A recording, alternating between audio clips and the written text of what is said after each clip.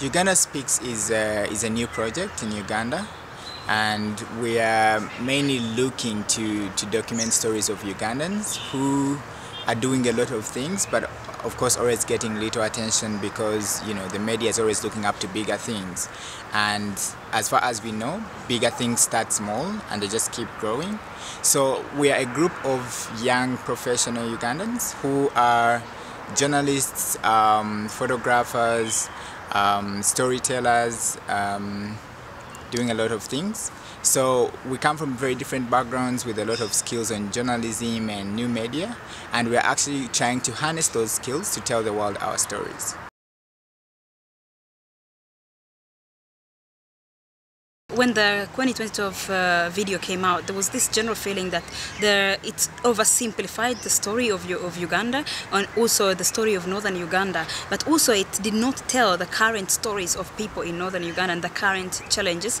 But also we saw that the story was grossly mistold. So we thought that the storytellers in this video could have done better if they really tried to include more local voices, but also trying to include past initiatives in northern Uganda in the war. The war had been going on for 26 years. So we thought in these 26 years, of course, there are Ugandans who have done great to try to bring the war to an end. And indeed, great Ugandans made a contribution to bring peace to northern Uganda, the peace that we have currently for the last 5 years. So it was important. We thought that was really not paid attention to. It was a one-sided story of one organization trying to save children. Yet these children have been, many of these children have been saved by different Ugandans as far back as 1996. So we thought that the story was not really telling a Ugandan story. It was telling an American story, probably in their own way. But we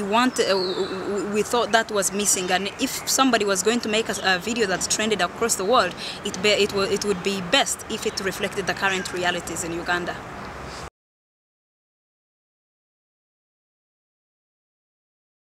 What I see in that video is that it shows the one-dimensional approach of Africa, and Uganda being in an African country, it shows that we fit in this approach of poor, helpless, and defenseless, which isn't the case.